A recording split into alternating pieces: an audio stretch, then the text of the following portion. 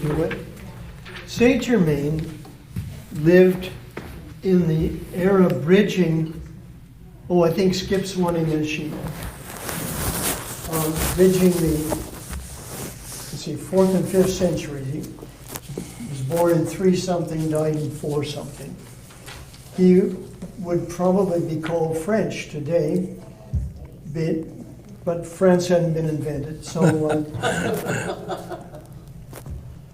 you remember Rome was still the power then, and even though the Roman Empire was dwindling, Saint Germain was trained to be an advocate, which was sort of a judge position, and he went up in the political realm, became a ruler of part of what they then called Gaul, and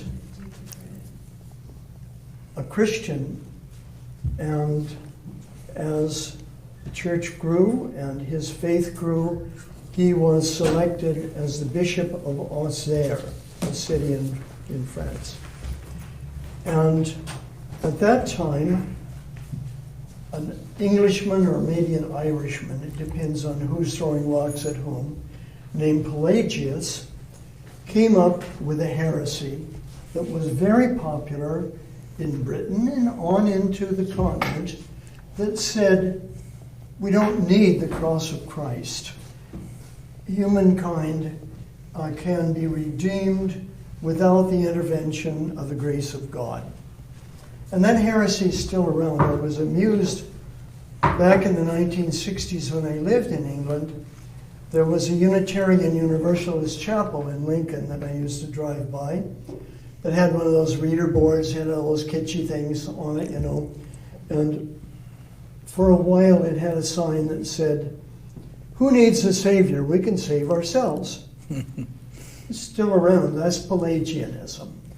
Well, Germain took great exception to it, and as a well-educated and articulate Christian, he taught against it, and his teachings were so effective that he was called with a couple of other people to go to Britain and try to stamp the heresy out there. And his teaching and debating, if I dare use the word these days, was so effective that it was great. He really did a good job. But later, because he also had military training, these British people appealed to him. I'm getting tangled up in your, you know better than me. Sorry about the cord. Anything electronic. There you go. Anyway, he went to train the Britons, the Christians there, to defend themselves against the pagans. The Saxons were coming in from the continent. The Picts, who were those people you remember who painted themselves blue, were attacking from the north and killing the Christians. And they hadn't had any military training. And Germain went to help with that. And one of the battles that he helped organize the resistance was taking place in the north, where there are gorges and rocks and things. And it's like a biblical story, some of you may recognize. He said, we know when they're coming. We will hide behind the rocks, and we'll put lighted torches in big stone jars and behind stones. And when they come down through the valley, we will come yelling down the hills, screaming, Alleluia. This was at Easter. They lighted the torches from the Easter fire. And they did that. And it's known as the Alleluia victory because they scared the dickens out of the Celts. Chased them back to have a double malt or something. I need to get rid of the cup without spilling the last drop. So that's roughly who Saint Germain was. If you want to come around so we can see what we're talking about now, one of the things that I felt when we built the church, which was a great mercy that God gave us the power to build a church with our little congregation, was that although it was a plain structure modeled on the ones at Castle Rock and Camp Lambert, we should have art, we should have historic things, we should have beauty. And so one of the things I wanted was to have the patron saints of all of our churches and ministries that had ever been in Mason County. And of course, Germain's closest to the altar. And you know, he's holding the torch for the Alleluia victory. Good. You will also notice that the sanctuary lamp is like a torch. I had that handmade here locally to resemble Germain's torch. The little church here is St. Germain's Church, Thirlby, Lincolnshire, which was about from here to my car, from where I lived when I was in England. It's one of 13 churches in the Church of England that's dedicated to our saint. And by the way, the English usually pronounce it as German. But that's St. Germain's, and out in front here amongst the gravestones, there is a base and the stump of an ancient cross. I don't think it was one of those carved Celtic crosses like the one in St. Bridget's window over there, but the Puritans, of course, smashed it. They were death on crosses for a different reason than Pelagians. So going down the sides of the church, we come to the door, and we've got St. Andrew for St. Andrew's house at Union, St. Barnabas for the very first Episcopal mission in Mason County, which was St. Barnabas Shelton, that lasted from about 1890 to 1901 or 5 or something like that. St. Nicholas Tuhuya, and Nicholas is patron of several different causes. He's the patron saint of sailors. That's why it seemed like a good idea to have him as a patron at Tuhuya, where there's water. He's the patron of children. And of all things, he's the patron saint of pawnbrokers. Three dots on the dice. St. David of Wales, of course, and that's St. David's Cathedral at St. David's in Wales. It's the smallest cathedral city in Britain. I don't know, it's grown a little, but when we first went there, it had over 600 people in it. But it's a beautiful ancient cathedral if you ever get a chance to see it. The dove is one of St. David's symbols. And this is the coat of arms of the Diocese of St. David. And without the black roses on it, it becomes the symbol or flag of the Anglican Church of Wales. The daffodil or Dewey's leek is one of his symbols also. St. Hugh of Lincoln, well, Lincoln Cathedral was 10 miles from where I lived.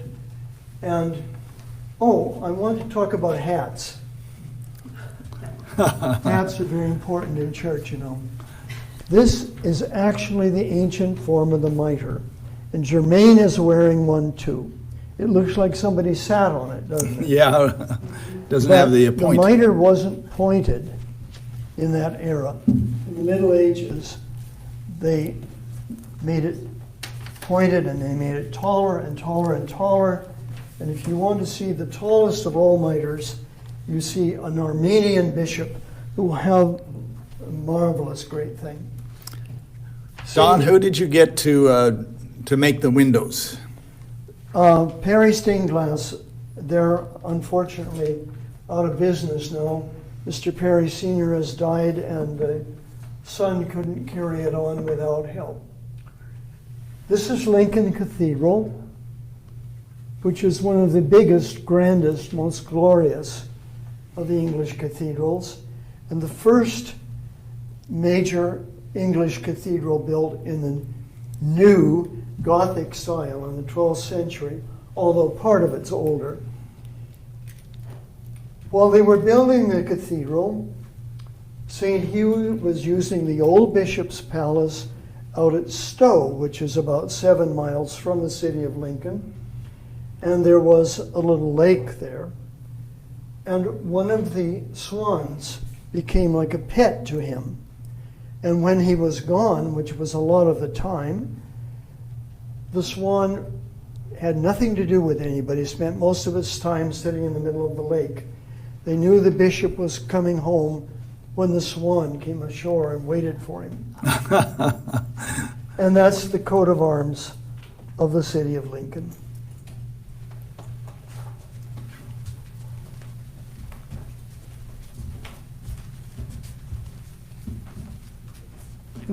These windows were given by various members, and I can't remember who gave what, except that Jane McKay gave this one. Any of you know Jane?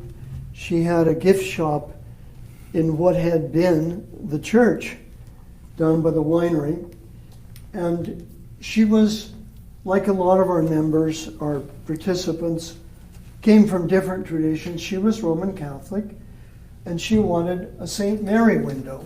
Since we were doing these traditional British saints to a large extent, she chose Our Lady of Walsingham, who has a shrine in eastern England. And the original buildings were destroyed under Henry VIII, but here's a picture of a ruin. But it's now a very active shrine, and thousands of people go there. It was a great point of pilgrimage in medieval England. And I don't remember why St. Matthew, but, oh, here it says. Oh, the Shriners. Reverend Charles Shriner and his wife were not members here, but they had generous instincts, and I don't remember if they had a relative named Matthew or what it may say on the plate, and my glasses are not ready to Let me see if read it. See what it said. In loving memory of Cole Shriner, 1949 to 1988, Pamela Shriner, 1945 to 1962. Oh, Those were Charlie's children. Okay, then continuing, those are the churches in Mason County, but this one is our nearest neighbor in Thurston County, St. Christopher. And of course, you all know that St. Christopher probably wasn't historical, and certainly the legend is a bit of fluff.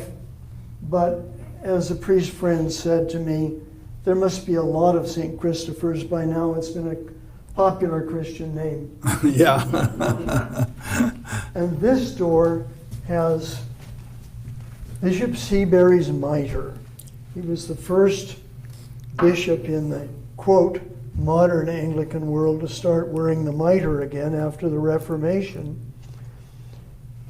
And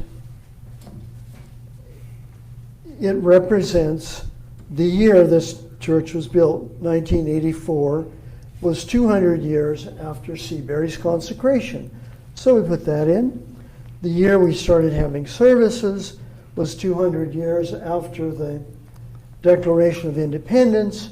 So we put the Liberty Bell in. And the artist who did the original drawings said that he was looking for a good picture of a bell to model the Liberty Bell on, and then he remembered he had one in his liquor cabinet. He drank Bell's scotch, and had a great bell. St. Francis, just because who wouldn't love St. Francis? Everybody does. And I don't recall who paid for it, but everyone was happy to see St. Francis of Assisi. Who was the artist that drew them?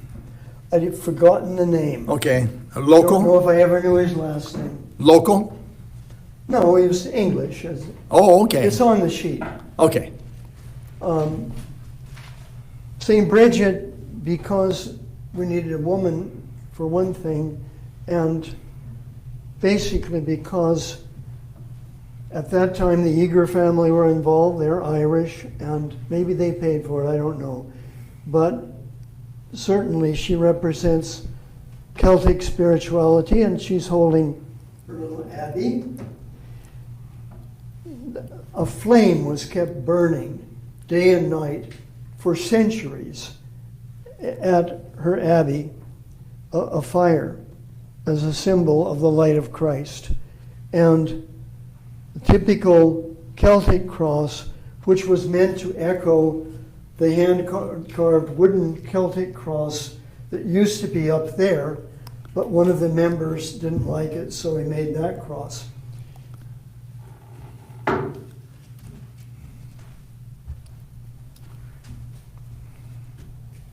The person who made the original cross also made the ombre, which is a typical English style door from about 1700 period. The altar is unusual. Most of our altars in Episcopal churches since the Reformation have been wooden and movable, although there are in any diocese some that are stone, usually elaborate. But there was the pre-Reformation idea that the altar was a stone table that went down in its foundations into the earth, not sitting on the floor. And that's what this is. It goes right down into the concrete base in the earth. It's made of stone that was salvaged from an early mansion that was in Shelton. The Neeland family, who were members of St. Barnabas Mission, had a grandiose house that fell into decrepitude and was torn down probably in the 1950s. A friend of ours who had torn it down had the stone from the fireplace. And this wonderful ledge or retable here was the mantelpiece of the Neelands fireplace.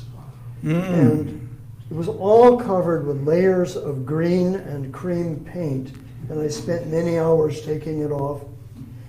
The little credence and the supports of the altar are made out of part of that stone. They were bigger, I had to cut them, and the mason then fitted it together. We didn't have the piece for the top. The Greystone Company, which is now Miles Concrete, used to have an office right in town, and they sold various odds and ends, including they had in their office a slab of Tennessee marble that was for a hearth on a fireplace, and nobody bought it. When they were moving, I talked them out of it. Took it to Monument Company, had the consecration crosses cut in it, and when the bishop consecrated the altar, we poured the Holy Chrism on the crosses, lighted fires, and burned the chrism into the stone, so it's well and truly blessed. Yeah. To make the church more than just a sheetrock wall, I appealed to Francis Lester, who was one of the original members, for a donation to get a mason to build this wonderful wall, and I've always been glad we did. One of the things about the wall is that aside from having rock hauled in to use, we asked the members for their rocks. Rocks that they dug out of their garden, rocks that they brought back from vacation. And there's some wonderful ones. You notice this one with the distinctive hollows in it? Joanna Walton brought that up back from the Straits of Juan de Fuca. It's one of those where the sea has rolled rocks around to carve it. This stone here, when I was a youngster, it's a piece of quartzite that used to sit on top of the sauerkraut when my mother was making it. Funny things like that. Who knows where the angel is? Upper right. Right up there. Can you all see it? Oh, yes.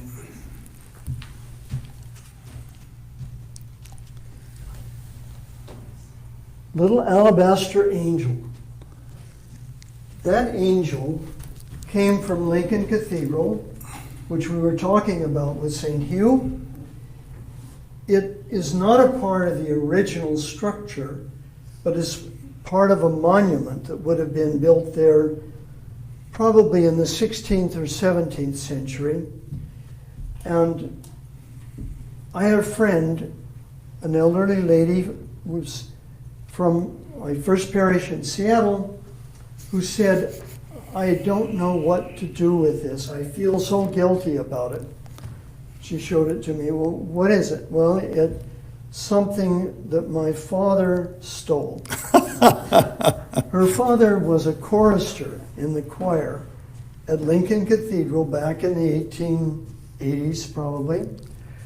And when they immigrated to America, he went to the cathedral and knocked that angel off the corner of a monument so he'd have something to remember it by.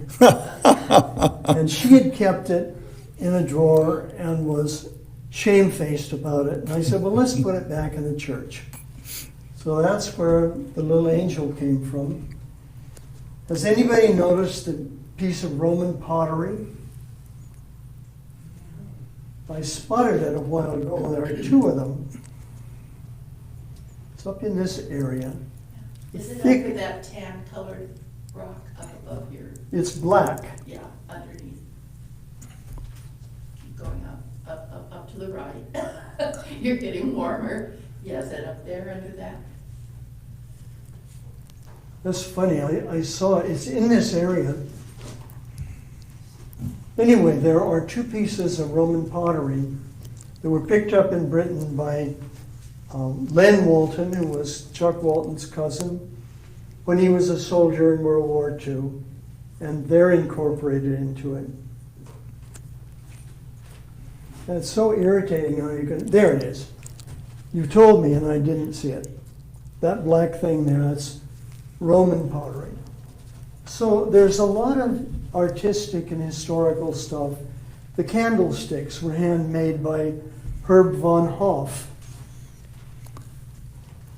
And there's just a lot of love that's gone into this place, and there's a lot of love that you're all giving the Lord and each other here now. And I trust that that will draw more people and help this place to grow and to serve the community. And thank you for allowing me to do this. Thank you. Thank you. Excellent. Very good. Very helpful explanation of all the